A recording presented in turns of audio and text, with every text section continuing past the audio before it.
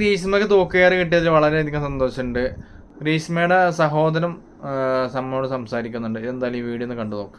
ഷാരോൺ എന്നെ ഫോൺ ചെയ്തിട്ടുണ്ടായിരുന്നു. ഫോൺ ചെയ്തിട്ട് ഗ്രീഷ്മയുടെ വീട്ടിൽ പോവുകയാണ് എന്ന് എൻ്റെ അടുത്ത് പറഞ്ഞിട്ടുണ്ടായിരുന്നു. അപ്പോൾ ഞങ്ങൾക്ക് അറിയായിരുന്നു അങ്ങോട്ടാണ് പോകണമെന്ന്. അതിനുശേഷം ഒരു 12 മണിയോട് കൂടി 10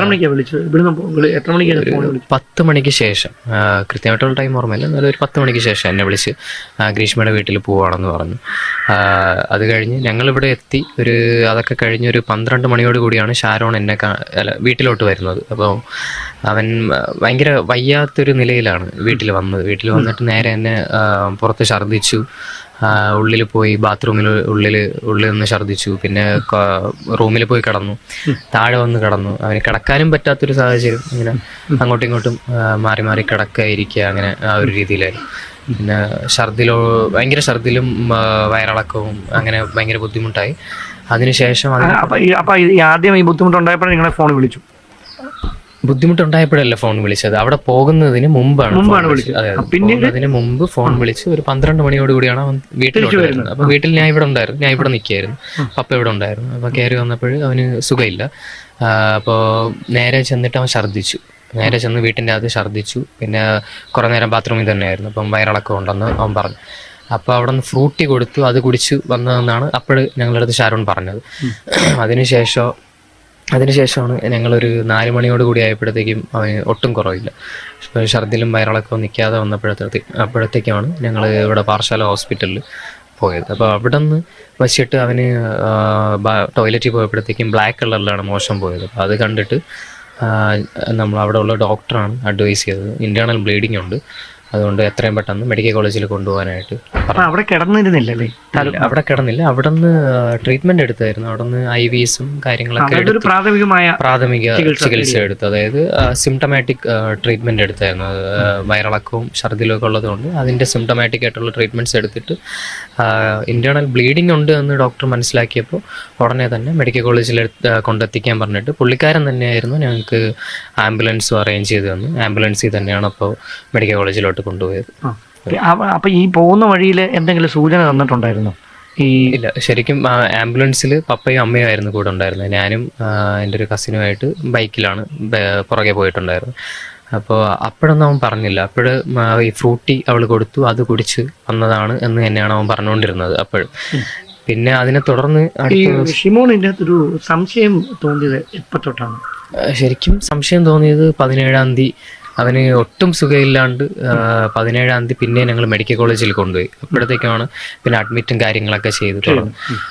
അതിനുശേഷം അന്ന് തന്നെ ഡയാലിസിസ് വേണമെന്ന് പറഞ്ഞു. അപ്പോഴുള്ള വാല്യൂസ് എല്ലാം ഭയങ്കര ഹൈ ആയിരുന്നു.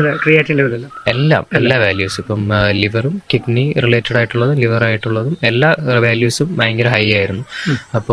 അപ്പോൾ തൊട്ട് ഒരു ഡൗട്ട് തോന്നി തുടങ്ങി, എന്തുകൊണ്ടാണ് ഇങ്ങനെ ഒരു സിംറ്റംസ് ഈ ഒരു രീതിയിൽ അബ്നോർമാലിറ്റീസ് വന്നതെന്ന് ഡൗട്ട് തോന്നി. അതിനുശേഷം അന്ന് ഡയാലിസിസ് ഡോക്ടർ നിർദ്ദേശിച്ചു. അപ്പോൾ അങ്ങ് ഡയാലിസിസ് ചെയ്തു. അന്ന് തൊട്ട് ഞങ്ങൾ അന്വേഷിക്കാൻ തുടങ്ങി. അന്ന് കൂടെ പോയ രചനായിരുന്നു. അപ്പൊ രചന വിളിച്ചിട്ട് അന്വേഷിക്കാൻ തുടങ്ങി. അതുവരെ സംശയമൊന്നുമില്ല. അതുവരെ എങ്ങനെയാണ് ഇത് സംഭവിച്ചത്, ഫുഡ് പോയിസൺ ആണോ എന്ന് അങ്ങനെ ഒരു സംശയം ഉണ്ടായിരുന്നു. ഫുഡ് പോയിസൺ ആണോ എന്ന് സംശയമില്ലായിരുന്നു. പക്ഷെ എന്തോ ഉള്ളിൽ പോയിട്ടുണ്ട്. അതിനിപ്പോ ഈ ഫ്രൂട്ടിന്റെ കാരണമാകോ എന്നുള്ള നോർമൽ അതായത് ഈ ഒരു ലെവലിലോട്ട് ചിന്തിച്ചിരുന്നില്ല എന്നുള്ളത് സത്യം. അപ്പോൾ അന്ന് പോയപ്പോഴത്തേക്ക് രജിൻ അന്ന് പോയ കാര്യം പറഞ്ഞു. അവിടെ വെച്ചിട്ട് ഛർദ്ദിച്ചു എന്നുള്ള കാര്യങ്ങളൊക്കെ പറഞ്ഞായിരുന്നു. ഗ്രീഷ്മയുടെ വീട്ടിൽ പോയി അവിടെ നിന്ന് ഇറങ്ങി വന്നപ്പോൾ ഛർദ്ദിച്ചു എന്നുള്ള കാര്യങ്ങളൊക്കെ പറഞ്ഞപ്പോൾ 3 ദിവസം കഴിഞ്ഞാണ് പറയുന്നത്. ഈ 17-ാം തീയതി പറയണത്. ഞാനും എൻ്റെ ഒരു കസിനും കൂടെ രജിനെ ഫോൺ വിളിച്ചിട്ട് കാര്യങ്ങൾ ചോദിച്ചപ്പോഴാണ് അറിഞ്ഞത്. അപ്പോൾ അപ്പോഴത്തേക്കും ഷാരോണിനെ ICUലോട്ട് അഡ്മിറ്റ് ചെയ്തിരുന്നു. ICUലോട്ട് അഡ്മിറ്റായി. പിന്നെ അടുത്ത ദിവസമാണ് ഡോക്ടർ ഞങ്ങളുടെ അടുത്ത് വന്നിട്ട് പറഞ്ഞു, ഇത് അകത്തോട്ട് വിഷം പോലുള്ള പോയിസണസ് ആയിട്ടുള്ള എന്തോ ഒരു മാരകമായിട്ടുള്ള ഒരു സാധനം ഉള്ളിലോട്ട് പോയിട്ടുണ്ട്, അതിനെക്കുറിച്ച് കാര്യമായിട്ട് അന്വേഷിക്കണമെന്ന് പറഞ്ഞു. അപ്പോൾ ഞങ്ങള് രജിൻ പറഞ്ഞ കാര്യങ്ങളെല്ലാം കുറച്ചും കൂടെ വ്യക്തമാക്കിയതിനു ശേഷം ഡോക്ടറിന്റെ അടുത്ത് എല്ലാ ഡീറ്റെയിൽസ് ആയിട്ട് പറഞ്ഞിട്ടുണ്ടായിരുന്നു.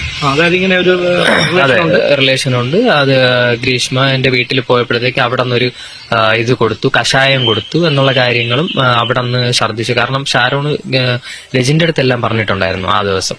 പക്ഷെ എന്ത് പറഞ്ഞിട്ടുണ്ടായിരുന്നു? ഈ കഷായം കൊടുത്തതും വീട്ടിന്റെ അകത്ത് ഛർദ്ദിച്ചതും ഈ പോണ വഴിക്ക് ഛർദ്ദിച്ചതും പച്ചക്കള്ളം പുറത്ത് നിൽക്കായിരുന്നു. അപ്പോ ഈ ഛർദിന്റെ കാര്യവും അല്ലെങ്കിൽ അവള് ഇത് കൊടുത്തതും അവള് ചതിച്ചു എന്നും രജിന്റെ അടുത്ത് അന്ന് പറഞ്ഞു. അന്ന് തന്നെ അവന്റെ അടുത്ത് പറഞ്ഞിരുന്നു. പക്ഷെ ഞങ്ങളുടെ അടുത്ത് അത് പറഞ്ഞില്ല. ചതിച്ചെന്നുള്ള കാര്യം രജിന്റെ അടുത്ത് അന്ന് തന്നെ പറഞ്ഞിട്ടുണ്ടായിരുന്നു. അതായത് 14-ാം തീയതി തന്നെ അവിടെ പോയിട്ട് വരുന്ന വഴിക്ക് പറഞ്ഞിട്ടുണ്ടായിരുന്നു. പക്ഷെ അതെങ്ങനെ മനസ്സിലായത് എങ്ങനെയാണ്? പിന്നീട് അറിയത്തില്ല.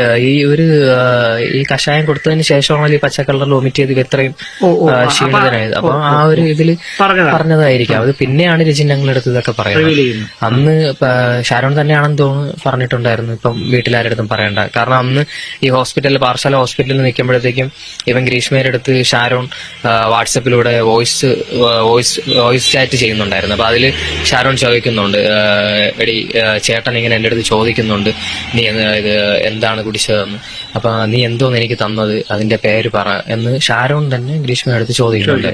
അപ്പൊ ഗ്രീഷ്മ അത് പറയുന്നില്ല. അത് നോർമലാണ്, ഇങ്ങനെയൊക്കെ ഉണ്ടാവുക. ആദ്യം അതിപ്പോ കാര്യമായിട്ട് എടുക്കണ്ട, നിങ്ങൾ ഇവിടെ നിന്ന് മെഡിക്കൽ സ്റ്റോറിൽ നിന്ന് എങ്ങനെ ഒരു ഗുളിക വാങ്ങിച്ച് കഴിക്കുക എന്നാണ് പറഞ്ഞത്. കാഷ്വലായിട്ട് പറയാം. അപ്പം ഷാരോൺ പറയുന്നുണ്ട്, ചേട്ടൻ ഇങ്ങനെ ചോദിക്കുന്നുണ്ട്, ചേട്ടന്റെ അടുത്ത് എനിക്ക് പറയാൻ പറ്റില്ലല്ലോ കഷായം തന്ന കാര്യമൊന്നും, ഞാൻ അവിടെ നിന്നൊരു ഫ്രൂട്ടി കഴിച്ചെന്നാണ് ഞാൻ.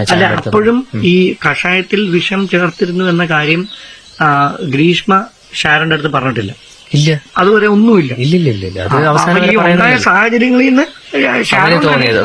അതെ, അതിനുശേഷം പിന്നെ ഹോസ്പിറ്റലൈസ്ഡ് ആയി. പിന്നെ ബാക്കി കാര്യങ്ങൾ ഡീറ്റെയിൽസ് ഒക്കെ എടുത്തു. ഞങ്ങളത് ഡോക്ടറിനെ അറിയിച്ചു. ഡോക്ടർ അത് മെഡിക്കൽ കോളേജിൽ ഇന്റിമേഷൻ കൊടുത്തു. അവിടെ നിന്ന് പോലീസ് വന്നു. പിന്നെ 20-ാം തീയതിയാണ് മജിസ്ട്രേറ്റ് വന്നിട്ട് മൊഴിയെടുക്കുന്നത്. അപ്പോൾ ഷാരോൺ അവിടെ പോയി കഷായം ഗ്രീഷ്മ കൊടുത്തു, ഒരു ഗ്ലാസ് കുടിച്ചു എന്നുള്ള കാര്യങ്ങളെല്ലാം പറഞ്ഞിരുന്നു. മരണമൊഴി അത് മരണമൊഴി തന്നെയായിരുന്നു. മരണമൊഴി എടുക്കാനായിട്ടാണ് വന്നിരുന്നത് മജിസ്ട്രേറ്റ്. അപ്പോൾ അത് എടുത്തിരുന്നു. അതിലെല്ലാ കാര്യങ്ങളും പറഞ്ഞിരുന്നു. പക്ഷെ വിഷം തന്നിട്ടുണ്ടോ, ആർക്കെങ്കിലും എതിരെ പരാതി ഉണ്ടോ എന്ന് ചോദിച്ചപ്പോൾ അവ ഇല്ല എന്ന് പറഞ്ഞു. അതായത് അപ്പോഴും ഈ മരണവേദന അനുഭവിക്കുമ്പോഴും പറഞ്ഞു ഗ്രീഷ്മ. അതെ, അത് അപ്പോഴും പറഞ്ഞില്ല. കാരണം എനിക്ക് തോന്നുന്നത് ഷാരോൺ ഒരിക്കലും വിചാരിച്ചില്ല അവനിങ്ങനെ ഒരു മരണം സംഭവിക്കുമെന്ന്. അപ്പോഴവന് തിരിച്ചു വരും എന്ന് ഉറപ്പായിരുന്നു.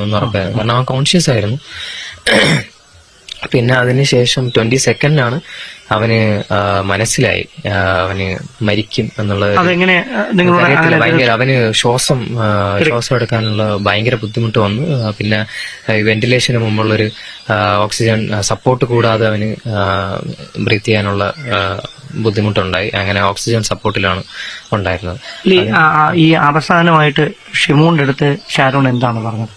ഈ നമുക്ക് കയറാൻ പറ്റുന്ന സാഹചര്യം ഭയങ്കര കുറവായിരുന്നു. കാരണം ഐസിയുലായതുകൊണ്ട് ഭയങ്കര റെസ്ട്രിക്ഷൻസ് ഉണ്ടായിരുന്നു. അവിടെ മൾട്ടി സ്പെഷ്യാലിറ്റി ഐസിയുലായിരുന്നു അവിടെ മെഡിക്കൽ കോളേജിൽ. അപ്പോൾ ഓൾമോസ്റ്റ് ഞാന് മെഡിക്കൽ കോളേജിലെ കാര്യം അറിയാമല്ലോ, അവിടെ പുറത്ത് ഒരു 2 പേരെങ്കിലും ഇല്ലാണ്ട് അവിടുത്തെ കാര്യങ്ങൾ നമുക്ക് മാനേജ് ചെയ്യാൻ പറ്റില്ല. അപ്പം ഞാനും എന്റെ കസിൻസ് ഒക്കെ പുറത്തുണ്ടായിരുന്നു മെഡിസിൻസ് വാങ്ങാനും കാര്യം. പപ്പയാണ് അവനെ ക്ലീൻ ചെയ്യാനും ഒക്കെ ആയിട്ട് പോകുന്നത്. അപ്പോൾ ഞാൻ കയറിയിട്ടുണ്ട്. കയറുമ്പോഴൊക്കെ ഞാൻ അങ്ങനെ കൂടുതൽ അവനെ വിഷമിപ്പിക്കാതിരിക്കാനായിട്ട് ഒന്നുമില്ല, നീ കൂളായിട്ടിരിക്കും, ഒരു കുഴപ്പമില്ല, നീ പേടിക്കൊന്നും വേണ്ട, ഇത് വേറെ കുഴപ്പമൊന്നുമില്ല എന്ന് ഡോക്ടർ പറഞ്ഞു. ആ ഒരു രീതിയിലാണ് ഞാൻ അവന്റെ അടുത്ത് എപ്പോഴും സംസാരിക്കുന്നത്. എപ്പോഴും ഗ്രീഷ്മയുടെ അടുത്ത് ഇങ്ങനെ ഒരു സംശയം തോന്നിയിട്ടുണ്ട് ഷിമോൺ എന്ന കാര്യം ഷാരോന്റെ അടുത്ത്? ഇല്ല, അതെങ്ങനെ പറയാൻ പറ്റുക? അവന് ആ ഒരു കണ്ടീഷനിൽ കിടക്കുമ്പോഴത്തേക്ക് എനിക്ക് അങ്ങനെ പറയാൻ പറ്റും. പിന്നെ എനിക്ക് തോന്നുന്നത് ഇതിൽ ഏറ്റവും പ്രധാനമായി മാറിയത് താങ്കളുടെ ഒരു ഫോൺ കോൾ ആയിരുന്നു. അതെ, അതാണ് ഞാൻ പറഞ്ഞത്. അത് പപ്പയെടുത്ത് ഷാരോൺ 22 അവൻ മരിക്കുമെന്ന് അവനെ ഏകദേശം ഉറപ്പായപ്പോൾ, അതായത് അവന് ശ്വാസം എടുക്കാനുള്ള ബുദ്ധിമുട്ടൊക്കെ തുടങ്ങി കഴിഞ്ഞപ്പോഴത്തേക്കും പപ്പയെടുത്ത് അന്ന് രാവിലെ പപ്പ ഇത് ഐസിയുവിൽ ക്ലീൻ ആക്കാൻ പോയപ്പോഴത്തേക്കും പപ്പയെടുത്ത് ഷാരോൺ പറഞ്ഞു, പപ്പനെ ആദ്യം മരിച്ചു പോകുന്നു ആദ്യം പറഞ്ഞത്, പപ്പനെ മരിക്കും, ഇത് ഇങ്ങനെ ഗ്രീഷ്മയുടെ വീട്ടിൽ പോയ തൊട്ടുള്ള കാര്യങ്ങൾ മൊത്തം എല്ലാം പറഞ്ഞു. അപ്പൊ ഇങ്ങനെയായിരുന്നു, ഞങ്ങള് ഇങ്ങനെയുള്ള റിലേഷൻ ഉണ്ടായിരുന്നു, അവിടെ പോയി അവളെനിക്ക് കഷായം തന്നു, അതിനുശേഷമാണ് ഇങ്ങനെ വന്നത്, അവളെനിക്കെന്തോ അതിൽ ചേർത്ത് തന്നിട്ടുണ്ട് പപ്പ എന്ന് വളരെ വ്യക്തമായിട്ട് അവൻ പറഞ്ഞു. വ്യക്തത വരുന്നത് എനിക്ക് മുമ്പ് ഇത് കൊടുത്തതാണ്, എന്തോ പോയിട്ടുണ്ട് എന്നുള്ളൊരു കാര്യത്തിൽ ഞങ്ങൾക്ക് എല്ലാവരും എന്താണ് അല്ലെങ്കിൽ കൂടുതൽ വ്യക്തമായിട്ടുള്ള കാര്യം അവന്റെ വായിന്ന് കേൾക്കുന്നത് അന്നാണ് 22-ാം തീയതി. അപ്പൊ അതിനുശേഷം പപ്പ പുറത്തോട്ട് ഇറങ്ങി വന്നപ്പോ ഞാൻ അവിടെ ഉണ്ടായിരുന്നു, ഐസിന്റെ താഴെ അവിടെ ഉണ്ടായിരുന്നു. അപ്പൊ പപ്പ കരഞ്ഞുകൊണ്ടാവുന്നത്. അപ്പൊ ഞാൻ പപ്പ അടുത്ത് ചോദിച്ചപ്പോൾ പപ്പ എന്റെ അടുത്ത് ഇങ്ങനെ കാര്യങ്ങളെല്ലാം എന്റെ അടുത്ത് പറഞ്ഞു, പപ്പ പറഞ്ഞു.